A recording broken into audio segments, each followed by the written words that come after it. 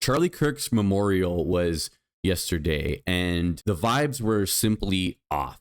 And I have a clip to show you guys here of Donald Trump making very, very strange remarks to make at a eulogy speech. And really, this short little clip sums up overall what this Charlie Kirk memorial seems like it kind of turned into.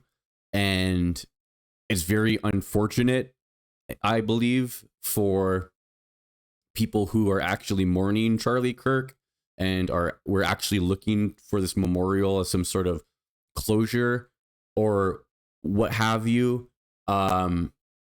Because they, in my opinion, they really did things that ultimately, if Charlie Kirk himself even believed, even just 1% of himself believed any of what he talked about across college campuses, I think that some of the stuff that they did, it will honestly make Charlie Kirk flip over in his grave.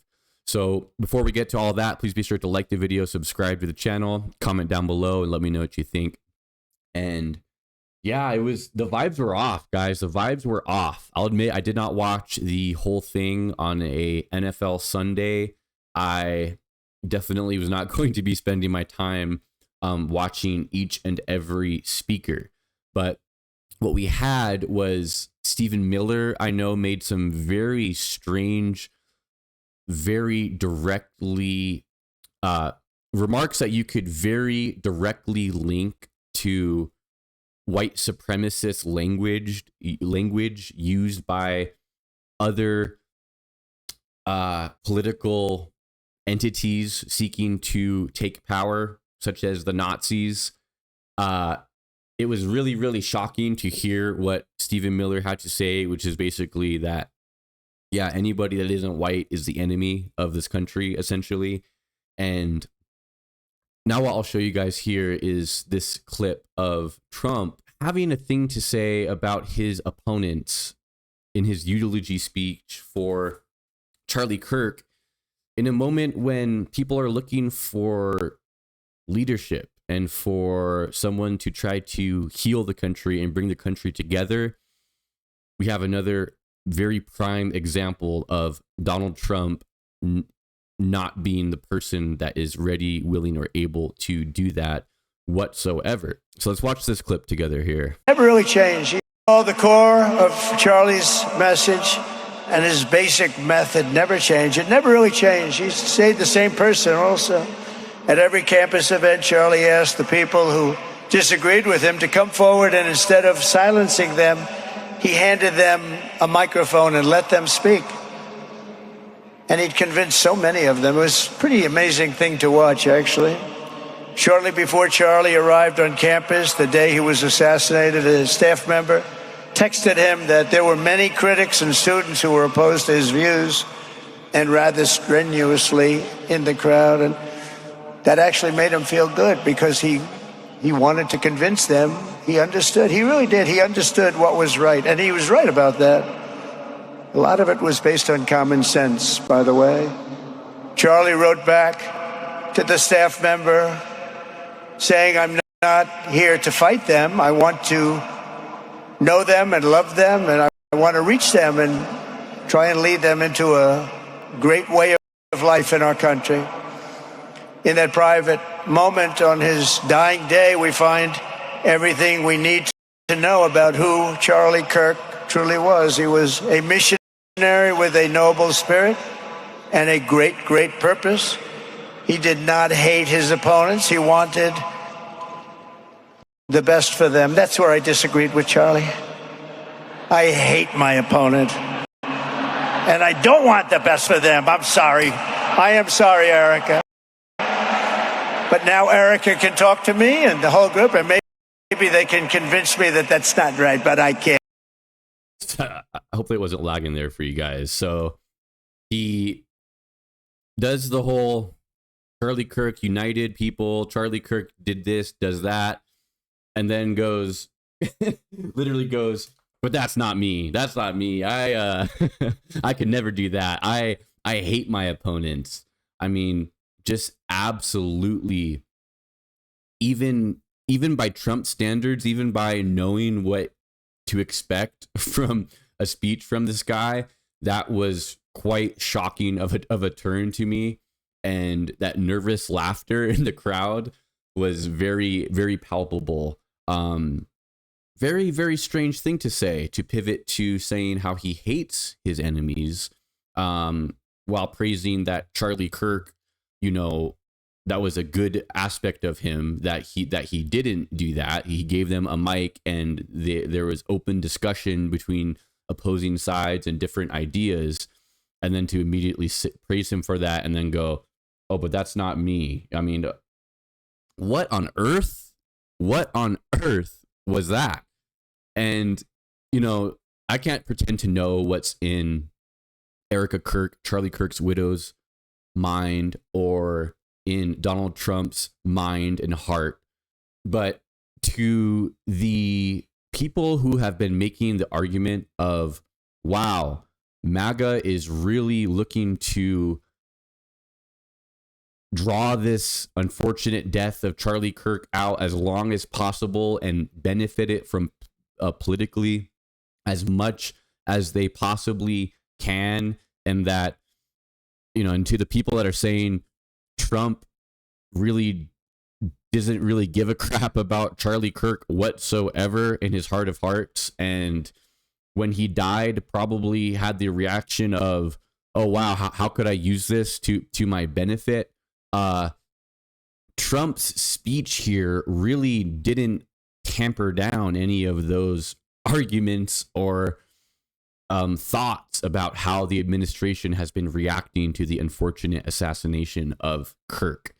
And even his wife, you know, there seems to be, you know, I'm no body language expert or anything, and again, I won't pretend to know what's in the hearts and minds of these people, but it really does seem like there's this sort of performative, you know, without trying to be disrespectful, right? There seems to be this sort of almost performative nature of the grieving process that Erica is apparently going through, and it kind of points to MAGA really, you know, MAGA, they're good at grifting, right? They're really good at it. That's their thing.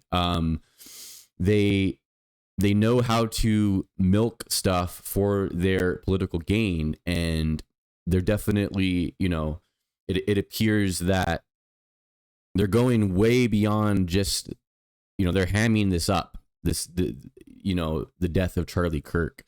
They're hamming it up. There's lots of different things you can look at to where, you know, well, where was the response for other political assassinations that have happened, right? To people on the left, like, you know, the lowering of the flags at half staff when Charlie Kirk, on the Friday after that Wednesday that he passed, people asked Trump, you know, why didn't you do that for Melissa Hortman? And he says, oh, well, no one asked me. Well, if you really, in your heart of hearts, wanted to tamper down the political violence in this country, no one would have had to ask you, Trump. But, you know, so it's kind of sickening. It's kind of disturbing a little bit, what MAGA is doing with Charlie Kirk's death. And again, I think that Charlie Kirk himself, you know, I'm not sure he would be totally on board with how, you know, if I know anything about how that guy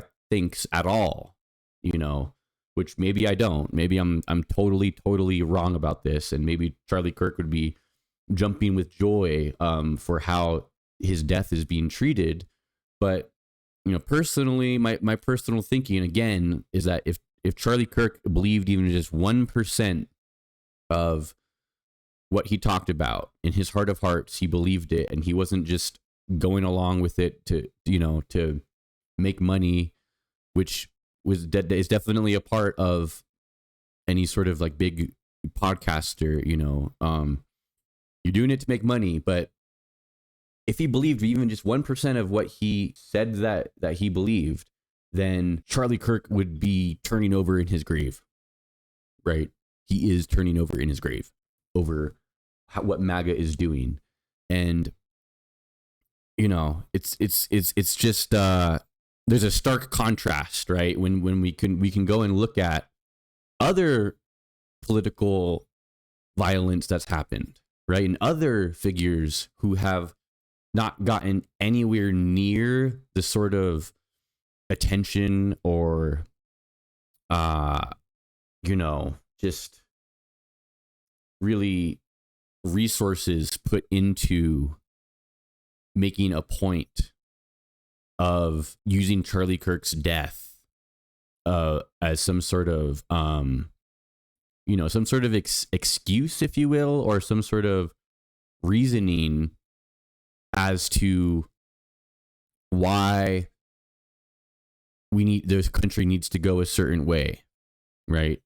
I can't think of any other moment where this has happened, and I think that ultimately us on the left, we need to give people room to grieve, and we need to avoid being disrespectful as much as we possibly can. Avoid being disrespectful, but I don't think it's across, you know, over the line or anything to call out.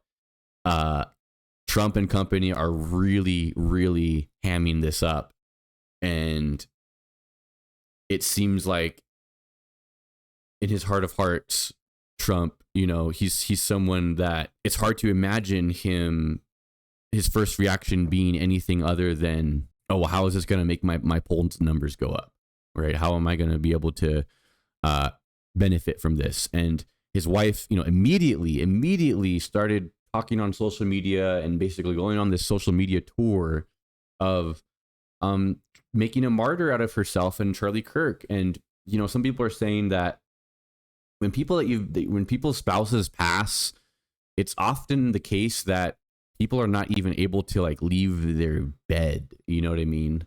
And I won't pretend to say that again. I won't pretend to say I know what's in her heart or her mind, but it's a very odd grieving process indeed. Very, very odd. And, you know, hopefully people got their closure that they were looking for in this memorial service. And hopefully it helped some people. But really, to me, it was kind of a disturbing, grotesque display of trying to take advantage of someone's death for political gain. That's all I got for you guys in this one. Thank you so much for watching. Please be sure to like the video, subscribe to the channel, and I'll see you guys in the next one. Take care.